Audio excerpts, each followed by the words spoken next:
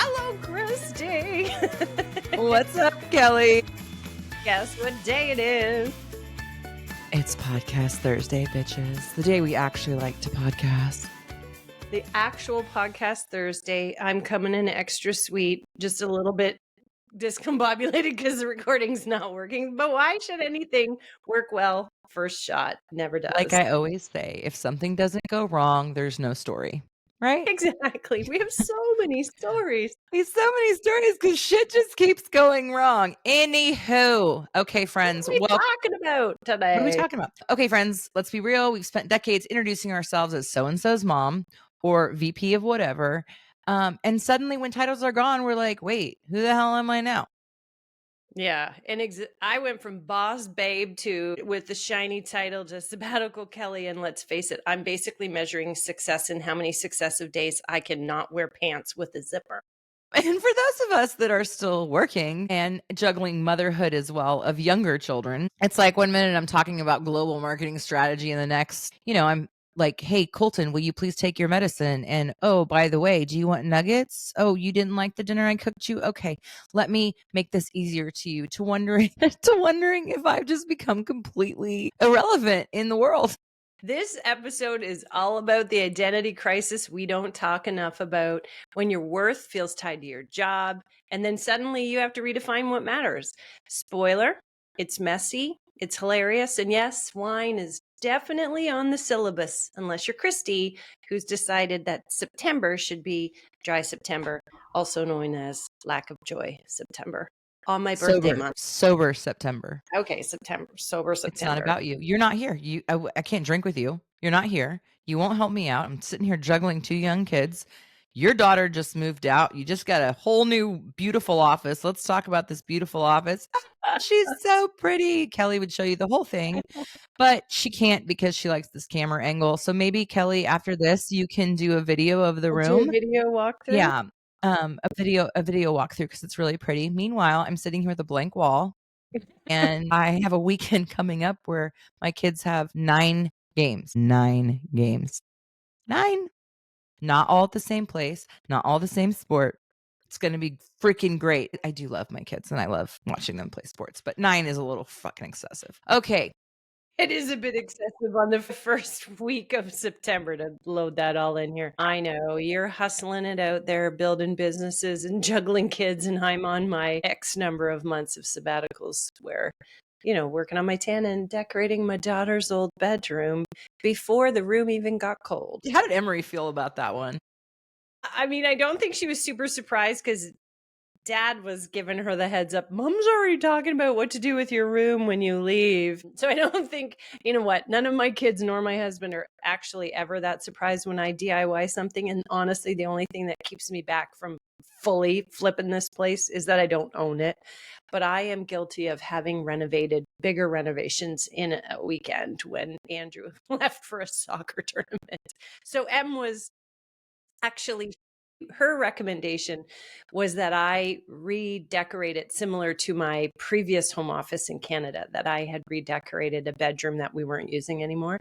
And it was just mine. So it was very feminine and it has like velvet type damask wallpaper, and it's hot pink but gray and white with touches of hot. Like it was great. She's like, Mom, are you going to do it like that again? Well, no, I'm not going to put up wallpaper in the house that I rent, but I am definitely going to make it back to my style. So she loved it. When she sleeps in the spare room when she visits, she'll probably be like, that's rude. But hey, she took her furniture. What am I supposed to do?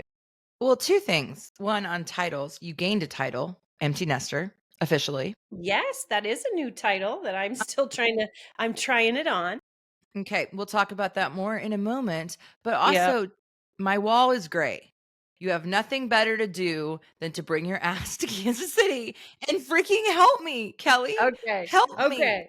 I know. Help me. You're right. We could probably just record the episode where you're sitting there sipping some sort of bubbly something and I just zoom around decorating behind you, but I can definitely do that. And also, if you come out here, I will suspend Sober September and we can drink wine too. That is a sacrifice you would make for me? I will make that sacrifice. Wow. That is a good friend, ladies and gentlemen. That is Yeah, a I got good you, girl. I friend. got you. I got It's all you. I feel so loved. It's all about me. I clearly. No, Kelly, it's not. It's about me. Okay. But let's talk about titles, right? So, we have all these titles and I've always joked in my career that like I don't care what you call me, just pay me. Right? Yeah. You can Yeah. call me the again, I don't care. But, you know, with that, I don't know about you. Actually, I do, but for the sake of the podcast, I really have my entire adult life found most of my self-worth in Mm, my job. yeah, agreed. And which can be a real slippery slope because I think that says so much about me even from the kind of work I do, right? I don't even, I think it's, and it's certainly not defined only to women, but I think it's part of who we are as a society. We tie out who we are, our whole identity to what it is we do. Even my brother's a firefighter. And if someone said, hey, Jonathan, nice to meet you. What do you do? Like it's immediately, what's the first thing you do? And he'll say, "Oh, I'm a firefighter," or he will just offer that up front. Hey, I'm Jonathan, I'm a captain on Toronto Fire, and it's like, oh, okay, but he's also a husband and a grandpa, and lots of other things. But we tie our self worth to the job that we do, or the career that we have, and yeah, it's not just about the title. I think for some people it is. It isn't for me either. Like if you want to make me feel loved, just pay me the money. But it is interesting. It is interesting to have to sit and say, okay, what am I if I'm not that thing that I've always been? And a lot of the work that you do, especially if you have a team and you're a leader, is tied to how you feel about your contributions. And when you don't have that, then you're like, okay, well, how am I contributing? What am I doing? And if we add pile on empty nesters, as a woman, your whole identity changes. You're a single girl, and then you're probably a married woman and wife, and then you're a mom, and then you're a working person. And when your mom title is gone, kind of like you're not actively momming, it's like almost being retired from momming. And I'm like, shit, like I can virtually remind my children about their obligations or things that they have to go to, or don't forget to update your car insurance, but it's not exactly the same when they're not physically here. And that's weird because you can't really go back to the 1.0 version of you before you became those other things, because you're not the same person anymore. So who is this new me and what is it that I'm doing? which we're going to dive into in just a minute. But I did some research on Okay. why we attach so much of our self-worth to job titles. And Okay. what I found is it's a mix of three things: psychology, culture, and social signaling, right? So one, the identity and validation. So when you say, oh, I'm a VP of marketing or I'm a director, it really signals to other people that you're competent. You're competent, clearly, or else you Yeah. wouldn't be that high up. You have authority and progress without having to explain further. Like, right, it says so much about you in that moment, Mm-hmm. and it's kind of proof of your value. And Mm. then comparison and social ranking, right? The title acts like status markers. Yeah. Um, how we compare houses, cars, schools, whatever. It's easier to measure success by title progression than more intangible qualities like personal growth or fulfillment. Cultural conditioning, from an early age, we're taught to equate achievement and titles: class president, team captain. My kids play club sports, right? Yeah. Yeah. Yeah. We tend to really start equating achievement to self-worth, which now makes me rethink everything I'm doing with my children. And Yeah. You're like, I'm part of the problem. shit, I bought into the system. Damn it. I thought I didn't. They Shit, hooked shit, me shit, in, shit, shit. damn it. I just As thought because I'm complaining about my 9 games, motherfucker. wait a minute. I see what you did there. Well played. Shit. And then there's the security and control, right? So like Yeah. just feeling like it brings a higher title, brings you more autonomy and makes people subconsciously connect to you and they then feel safe, Yeah. right? So like I'm with this person that's a VP and then owner of a company or whatever, then it inherently says signals to other people that hey, you could I'm safe. right? Yeah, I can if some shit goes down, I got you, boo. Right? these are the right people. Yeah, for sure. Yeah. External perception, right? You were saying it's one of the first questions people ask. They just are a quick way to command respect or legitimacy, right? Yeah. Yeah. And also, they fill in self-esteem gaps, right? When we struggle with our sense of worth, which I do all the freaking time. I have confidence in spades, struggle with self-worth. They are different. Mm, mm, The bigger my title or the cooler shit I do or whatever tends to fill that gap inside of me. hmm. So, That's yeah, that's interesting. I wouldn't say that I consciously do that, and that is not a humble brag to say that I don't have the same sort of questions about my own self-worth, but I just not consciously. But I do think that there is so much tied to what it is that you actually do that people, for their own reasons or their own gaps or the societal norms, assign to you. And then your job is really living up to those things. Like, you're a VP, don't act like a fucking moron. Hey, you're a CEO, don't get caught at the Coldplay concert. Like, there's some things that they oh can, wait. or Oh don't wait. steal a kid's baseball or tennis hat, the fucking tennis. You're the CEO and you took your side piece to the Like, do Coldplay better. concert. Yeah. Which I I mean, think in a is going to be, suite. yeah, there's going to be a Like, lot of fodder. how fucking dumb are you? Well, your side piece and your HR lead side piece, like, also there's a whole don't shit where you sleep sort of concept that they've missed. Anywho, I think that I think those you got things, yeah, that we got saying diverted. wrong. Hey, look, Hold we were on. No, doing no, no, really no, well no. for 12 minutes. But wait. Going back.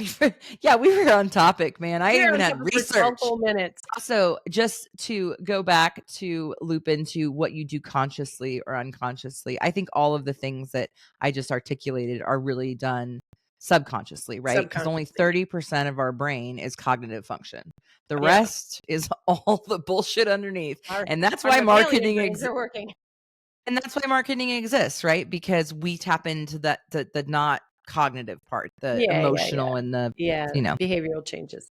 correct. So, but also going back to this dude, it's not. Wait. It's you. You had the. You said don't shit where you sleep. No, there Yeah. was that. That's not the. It's not. That's not. It's like don't. It's that's not the phrase for don't fuck your coworker. Do I not think put "don't that. fuck your coworkers" is probably a very clear mandate. If we want to remove all ambiguity, let's just change it. Let's Okay. not make it some cute marketing spiel. Let's just say, "Don't fuck your coworkers." Leave it there. I watch a lot of Below Deck. It's Don't don't shit where screw you the eat. crew.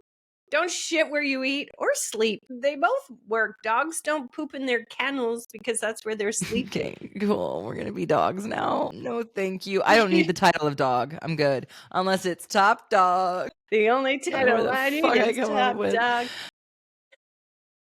Sorry. Okay. Look at Ooh. that tangent. We started with Coldplay. It was my fault. I brought it up. No. But like seriously though, because when you see people in high positions do dumb shit, you're like, What the hell's wrong with you? Well, you know did you what's not think about that at but all? the spoiler alert is this, especially when their titles are higher and higher, and some of them the highest title in the highest office you can dream of. And they do stupid shit. And it's because you realize you got it now. People are all the same. People are stupid. People make stupid mistakes. And then you realize that person with the title that's bigger than yours is not smarter than you. They've probably played a better game, or they've, put the chess pieces on the board in the right place when it comes to the politics of corporate life. It Or doesn't sold their mean that soul completely. or sold their soul or fucked their employees. Who knows? Whoa. Okay, we don't need to go there. Sometimes. I Okay, all mean, right. That's the I part think that it's took not it too their far. employees. I think it's their Their employers. employers, possibly true. That's true. Is Latter. slept I your hate way up that the women get corporate ladder. accused of that more than men, I but don't whatever. even. I can't Don't even get me in that. started. No Yeah. tangent there. We will not talk No, about we won't go down sleeping your that way tangent. up the corporate. But I do think that is the good thing that comes out of those dumb fuckeries like the Coldplay concert is that people should realize titles be damned. There's nobody that's necessarily more strategic or smarter than you. It doesn't make you less smart or less strategic that their title is something different.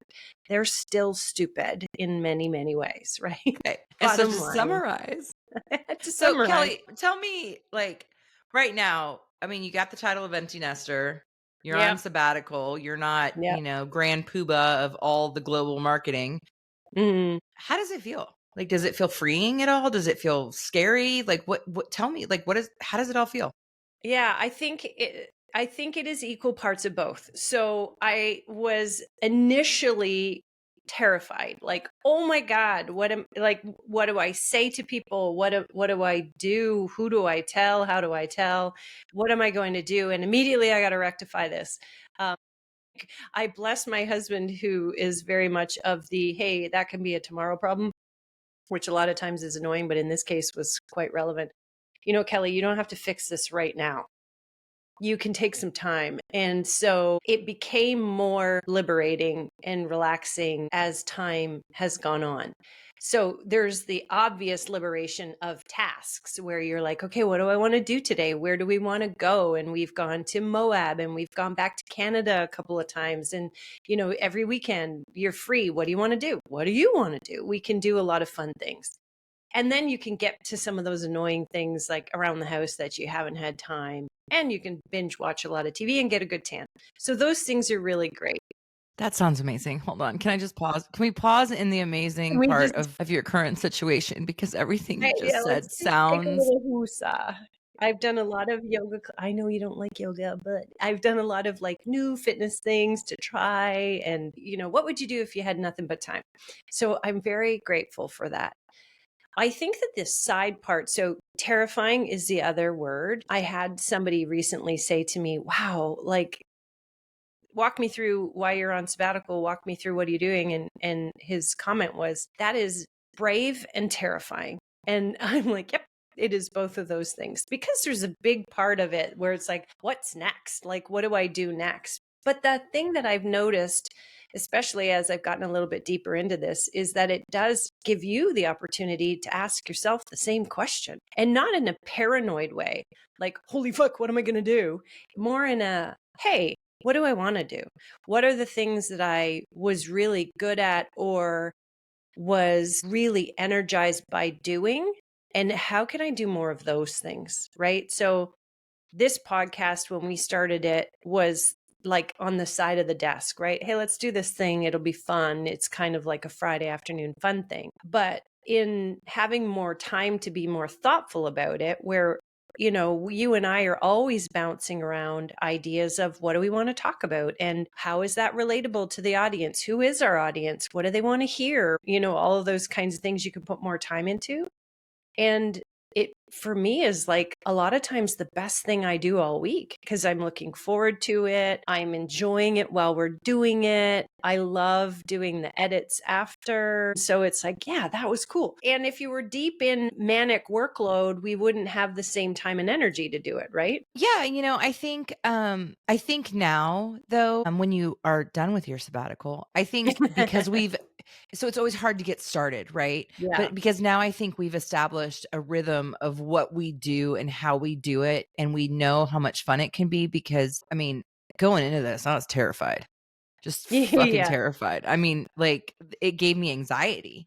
And Yeah. then I got to my place where I was like, I really don't give a shit. People can listen, people could not listen. This is fun for me and it's a great creative Yeah. outlet. And, Exactly. the number of people that I have run into from like my hometown or um, even when I was at that conference, I was at a conference, Kelly's team who I had never met saw me and they're like, "Your podcast, Christy." And I was like, "Oh, like you're so funny." Or like and I've had friends I haven't heard from in years and reach out and say, "Hey, keep talking. We like Yeah. listening." And like Yes. you're just like, if we can make somebody else's day, this is like making someone's day better or Yes. making them feel like they're not alone in their complex feelings. Cause when you start to really dive into no, I listen, we're gonna get to funny in a minute, but I'm just wax philosophical for a second. But when you start really pulling apart like how we feel, and that there's usually not just one feeling, and there can be lots of things going on in your life, some great, some that really suck, and you can still find joy. Because one of the things, Kelly, I'll compliment you on is, I talk to you a lot because, well, you're my friend, but it's all get all blushy. But really, it's been very, very cool to watch this transformation in you, because you have transformed from when we started this podcast. I think that over your sabbatical, you've become, I think your creativity has really, really kind of blossomed, and you've also stayed very positive. And, it can be a really scary time when you're in transition. You're like, shit, because we all got bills to pay, right? We all Yeah. have like, I mean, I don't know. I mean, I love what I do for a living, but if you weren't paying me for it, I probably wouldn't do it. Just saying, Yeah, exactly. right? Yeah, I do the exactly. podcast, but Yeah, yeah, this part we would do. But could you also pay us for it? Because we do really enjoy it, and we would do yeah, way more. no shit, right? Yeah. We would get together. We'd podcast from the beach. Yeah, we would definitely go on location. I think that what I appreciate about, first off, thank you, love you too. I It's know always you. nice to hear other people's thoughts. Oh, I have always tended to be a bit Mary Poppins, right? It's just my default setting is positivity. But I would say, I've had a period of time where even I was questioning whether that was the right approach to just being. And so this time on a sabbatical has given me that opportunity to say, no, God damn it, it is the right way to be. Because, hey, look, all of these awesome things are still happening. So I don't have to go into some deep, dark mire of fuck, and this is terrible, and what am I going to do, and panic. I can still stay and think of, this was a really great thing today that happened, or I had this really great conversation, or somebody gives you feedback about the podcast that's like, hey, it's really helpful. Even just to hear somebody say something that I was thinking the exact same way about. And you're like, I'm not the only person who feels this way. So I think that that's been the best part of this. And yeah, I do actually have to kind of go put my big girl pants back on. They probably aren't going to have a zipper. Boo. Hard pants. Ugh, it was like coming back out of COVID. But there's a different part of me. Hard Hard pants. pants. It's What is hard that? pants. Hard pants, like jeans that don't stretch, or dress pants that have no give. And they're like hard pants instead of stretchy yoga pants. Why do you buy those things? Because there's plenty now of pants that are corporate pants that have stretch in them. I think because I have this paranoia about the polyester kind of like old lady pants where you've given up on life and style and you're just into like stretchy pants. So I'm trying to stay like a modicum of Harvey Specter-ish big girl boss suit. I don't know.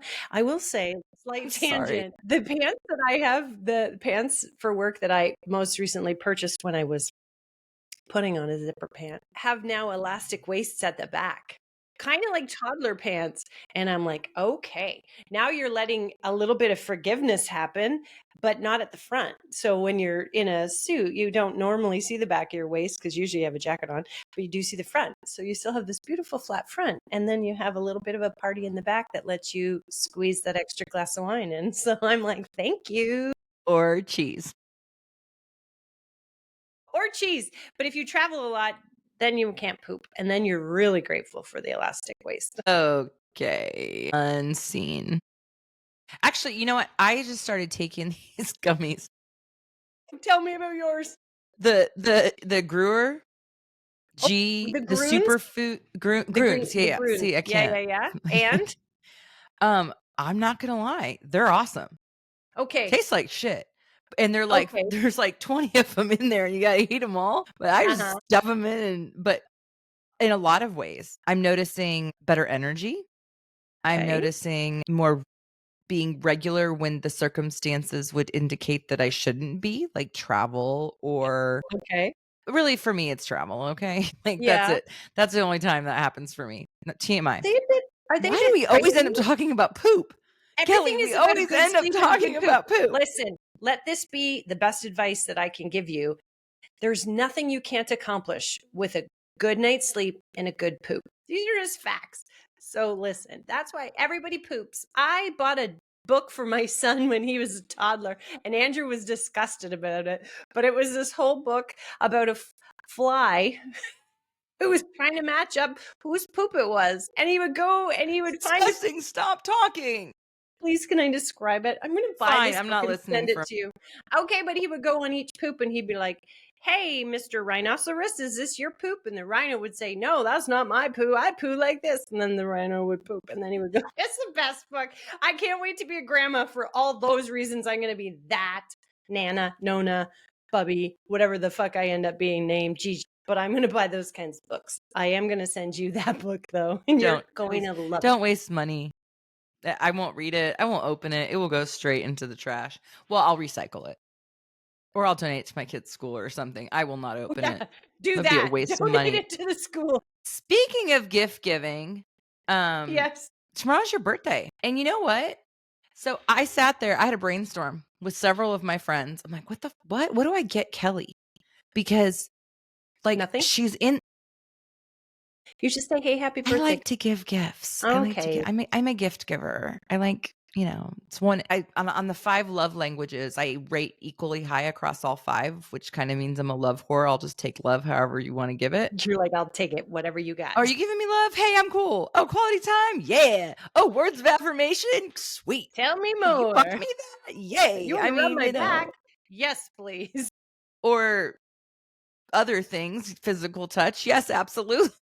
I'm like, I'm here for love. What are we doing? Anyways, so it was funny because first of all, happy birthday, Kelly. Thank you. Let your 18th anniversary of your 35th birthday be the best year yet. I can't Oh wait my- to 18th anniversary of my 35th.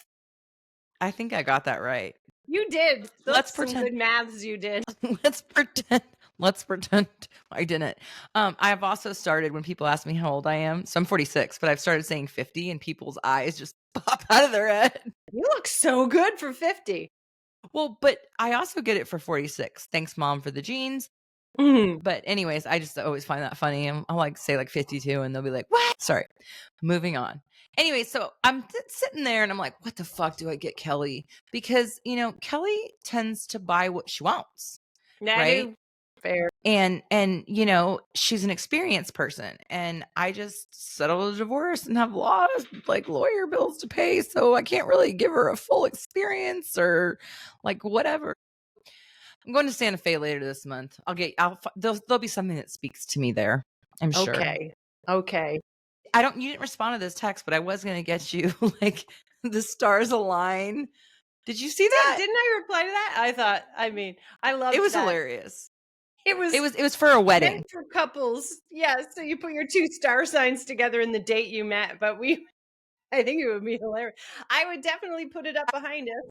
I was going to do that for your back wall. And then I was like, I got distracted by something else, I'm sure. But anyways, so happy birthday, Kelly. We're so glad you were born. Thank you. And thank you. I have a tradition in my family and with my friends that whenever it's someone's birthday, we say what our favorite thing about them is. Okay. You want to give it to me on this podcast, or you tell me tomorrow? Okay, I'm waiting. Oh, wait, hold on. Now I have to think about it. Just kidding. No, there's just so many things I love about you. But, I will say this. I love your freaking attitude. No. And that encompasses your humor, like your Mary Poppins self. And I am not a pessimist. That's where my humor comes out, is pessimistic. But I just appreciate like you're always like when you walk into a room, it fills with light. And I am just so blessed to know you. So there. Thank you.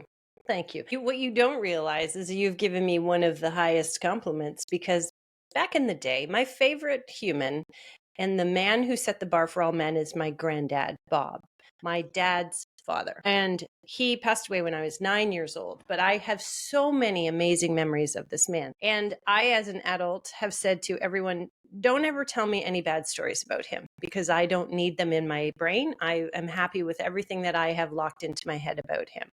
But what I have heard from many people about my granddad is that he was a presence. And when he was in the room, people wanted to be near him. So when anyone has ever given me that kind of compliment, it makes me feel so proud to have gotten that piece of him in me. So thank you. You're welcome. Now that's very Thank sweet. you. Okay, now we have to get back on topic. I don't even know how we come On back from topic. that. Back on topic. Let's see, what were we Let's talking about? talk reentry. This sabbatical is going to have to end at some point because, Damn it, as you we didn't win the mentioned before, lottery?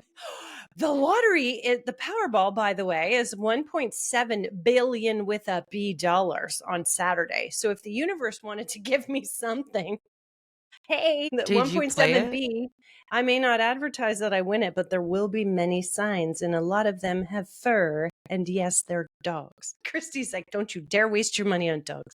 Well, I was just thinking when you said signs, I thought it would be like Christy's no longer working, we're only Well, podcasting and we're those are traveling given. around the We're world, gonna podcast. and That's I'm it. going to I'm gonna. be she's gonna be my paid I mean, it was all about me. I'm I'll sorry, employ but you. I'll employ you as my podcast friend. director of fun, I'd like to Director be. of experiences, chief experience officer. How about that? Listen, I would kill that role in general. Like, I've even said Yeah. I've talked to couples that are retired, and I'm like, "Do you just wanna hire me to, like, be your retirement, like, Yeah. coordinator? Because you would Concierge. have a fucking blast." Let me be Like, Julie for you. yes, yes, yes. I would love that job, chief experience officer, because my I favorite thing to do is to yes. bring joy and experience to other people, and people might say that's a bullshit thing. It's totally true. If I make you feel good, I'm happy. I am 100% in agreement with you. And somebody asked me to sort of define myself in like a sentence or two. Where I landed was I am an architect of exceptional experiences. Whether that's your interaction with me, whether that is your interaction with the product and or thing that we created, whatever it is, I want your experience to be exceptional. So if you expected to laugh and have fun on this podcast, that's what I want for you. And like you just said, when I get to see that actually happening for people, I'm like, that's a win. Now I feel really good about what I've done. So as I think about my sabbatical coming to a close because I can't retire unless I want to live in my car, whatever. I'm like, what is what is the thing that I want to do? How do I get to do that sort of experiential thing for more people more often? And it may not just be in the title and or role that I decide to take to pay the bills. It may be, okay, awesome. I need to do that because that's just something you have to do practically. But what are the other things I'm going to do on the side that fill my cup? This podcast will be one of them, right? There might be something else. Maybe it's I fly regularly and DIY my friend's house. I don't know. Like, what are those things that I Yes. want to? Chrissy's like, I support that one. Like, what are those things in addition to? If you got to pay the bills, fine, let's pay the bills. And if that's not the thing that's bringing you life, don't put all your eggs in that basket. Make sure that you set aside time in your day and your weekend or wherever it is to do those other things that fuel you and keep you feeling positive. It's a little interesting. A couple of podcasts ago, we talked about boomers, right? Like, what is the advice that boomers had given us that we're like, wait, we're calling bullshit on that? One of the things was this whole retire from a job with a good pension, like bang it out, get a pension, retire, not this career hopping, go find the thing that makes you feel good about yourself. And the millennials and or even younger, and to some degree Gen Xers, we've kind of gotten away from that assumption that you're going to go for one employer forever and retire from it. Where I really appreciate the generations right now doing this side hustle thing, I'm not talking about it from a financial perspective, but that they have sort of anchored their brains in the importance and value of having options. I love that. Because if you think about that scenario, you have a title, you are a director of this, and you have these other side hustles that you do. Maybe you don't define or talk about them. But if that first title went away, those other things still exist. And if those are the things that sub benefit, like really fill your boots or fill your soul, how great is that? So I will take a page from their Bible and say, I need to put these side hustles in, not financially necessarily, for my own fuel, right? I'm going to put these side hustles in place. So it's funny you were talking about side hustles. So also, I think known as hobbies, right? Yeah. if you make money from them, great. It's hard, I think, and especially, I'm in a different life phase than you, and I'm an entrepreneur, so I never sleep or stop worrying. I'm just kidding. I do both. Um, No, she's not kidding. She never stops worrying or working. no, so I've learned over the past year, especially, I went through a divorce, right? Mm, My title of wife went away, which is a huge shift for me. mm, And I found myself having time that I didn't have before in some cases.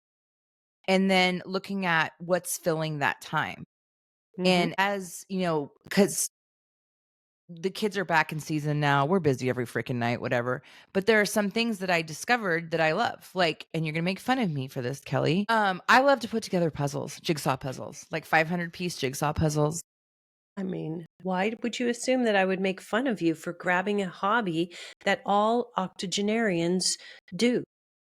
What's an octogenarian? Why would you assume I'd make fun of you for not knowing what octogenarian? It's 80-year-olds and above. But it's good to have these hobbies because guess what? In another 34 years, when you are 80, you're going to be really fucking good at it.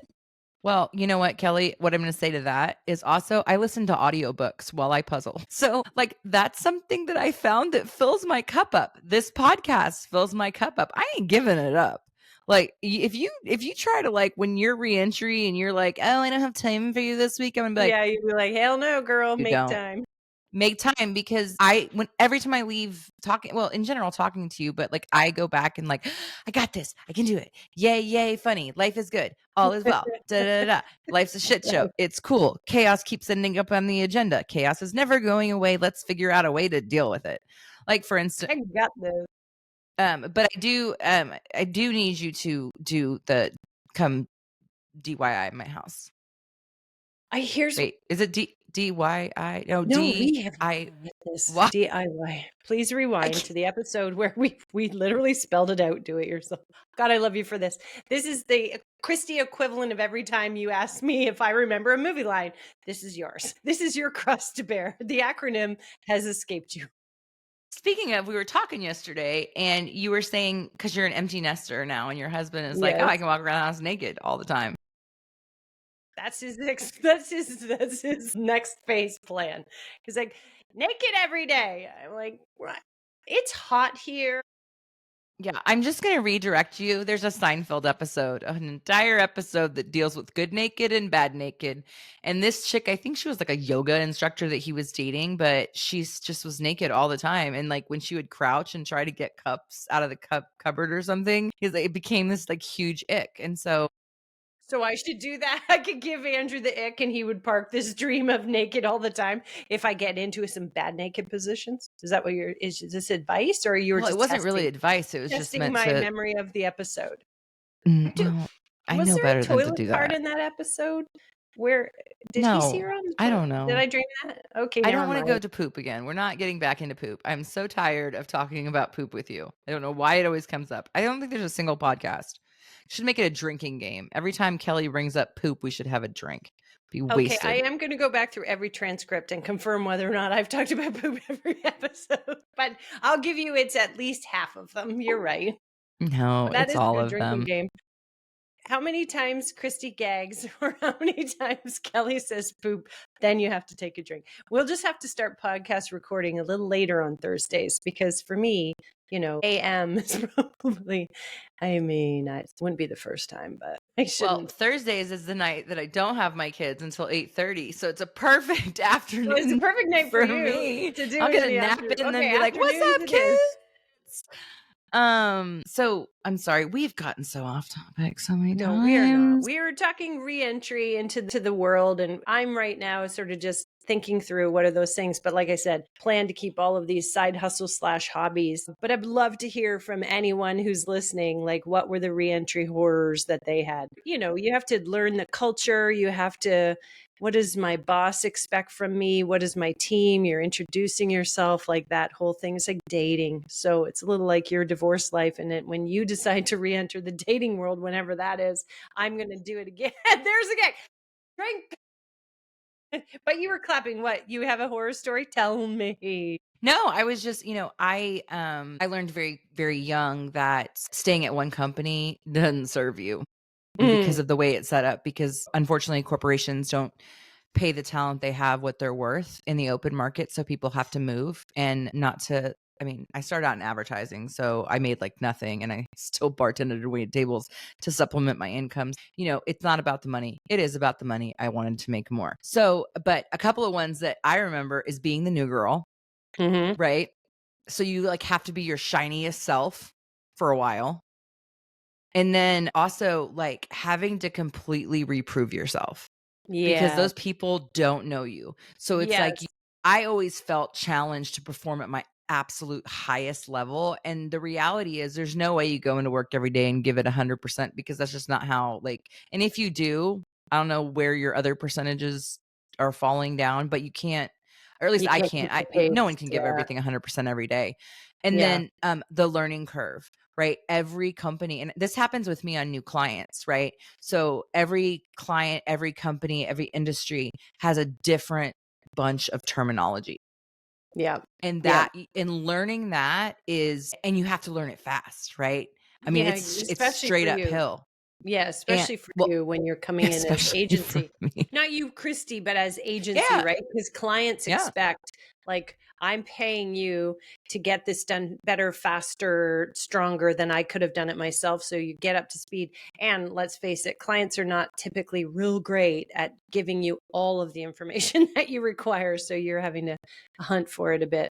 Sure, and also too, you don't know what people don't know, right? So even Yeah. best intentioned clients don't give you Yeah. everything you need to know because how do they know what you know and don't know? What you know and don't know. Yeah, and what's real, and sometimes it's the tiniest little nuance that is critical that you'd never even thought of because it's just human nature or it's tribal knowledge in the business. I wanna go back to what you said about the shiny new girl sort of attitude, and I agree with you. You do have to go in, and your CV is not necessarily gonna buy you credibility. In some people, it does, but you don't walk in with your resume pasted to your chest.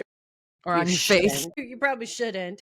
But there is an element of having to reprove yourself. And I have found that the harder of the things to do new, because I have changed companies, a handful of times and been fortunate to have taken on new and awesome roles each time, is building trust, especially when you're somebody who is Mary Poppins.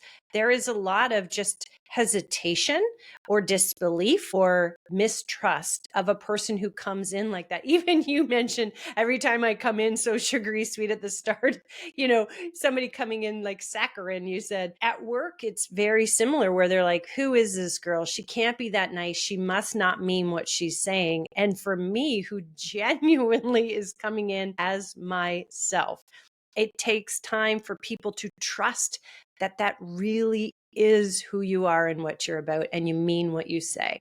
And you know what, Kelly, that's interesting that you say that because like this happens. I'm a nice person and I'm consistently nice. I will smile. I am like I smile at strangers. I like make eye contact with people because I think people just need to feel seen and heard and like that they're an actual human being. Mhm. And so I've had some of the similar things like she's too nice or that can't be real. Even with like different teams Presley's has joined. Like I think, I do give you shit about how you, hey Christy, because it's just your voice. But like I like to come into everything from a positive angle and be like what uplifts the day for someone. Mhm. Like if you Mhm. can make some again, going back to, just making people's day better. But I agree, it's so not what's sad is that's not common. Yes, yes. That's It's not common. And the idea seen of as you so have to be unusual. or like for me, I'm loud and I'm funny and whatever. I know when to be quote unquote serious, but I don't believe that you have to work wash yourself when you get to work. Like Mhm. why can't you be funny? Why can't you Mm. be all the spectacular things that you are outside of the office in the office? Mhm. Agreed. I think it's so if you some advice that I had been given was kind, not nice. Right? As a leader, you can't always be everybody's friend. It's never always going to be about your personality. And the difference being that nice is generally surface level, people pleasing kind of behavior, and kindness is really who you are. So I believe, and I'm like you, I walk, I say hi to everybody. My husband does. I have some friends who are like, that's so weird. But I'm like, no, I genuinely want to say hi to the people, like if it uplifts their day or I've made eye contact with them, you should say hi. It's just kindness, right? So you have this deeper, intentional, genuine care and empathy for people. That's kindness. And then at work, what you put on, that face you put on, is niceness. And you don't always have to have it on, but you have to prove that trust has to be built in, that kindness exists in you. That's who you are. I'm genuine. I might be giving you shitty feedback that you didn't want to hear, but it comes from a really good place because I am a kind person. Interesting difference. Do you know what I say to my kids every day before they go to school? Be kind. Don't be a dick. Pull up your pants. All of the above. I tell Colton, hey, hands to ourselves, Yes. Presley focus, and above all, kids, be kind. Be kind. Be Yes. kind. Hey, you know what? I just let the time get away from me. And speaking of busy schedules and not being on sabbatical, I just realized I have a meeting in 3 minutes that I thought was starting in a half hour. That's the entrepreneurial life. You're like, well, son of a bitch, in addition to needing me as a DIYer, you need me as your admin to keep you on time and to remind you about all of these commitments that you have. No. I'm pretty good with the commitments. I just, for some reason, when I was looking at my pink versus blue squares today, You're like, um, shit, that one's me. no, I didn't see, I like took 2 p.m. and went diagonal with it versus it's 1:30. So Ooh, Judy. anyways, okay, Okay. we gotta close. Here's my reality of sabbatical. You might have thought that I was going to climb Mount Kilimanjaro in my time off. Listen, winning for me on sabbatical sometimes is eating cereal for dinner and just wearing stretchy pants all the time. It's a win. I'm happy that my laundry is largely all able to go in the dryer because it's pajamas and stretchy pants. And that's the win for sabbatical. But someday I'm going to have to get back to my big girl life. Someday soon. Stay tuned. But in the meantime, we still have this. You're stuck with me. Get to your meeting on time. Yes, well, I'm talking to you, Christy, but everybody else, you're also Okay. I stuck was with like, both wait, of who else is us. in the room? Like, follow, share, do all the things so Christy can be on time, and I'm gonna go, I don't know, make a latte for Raga. Bye.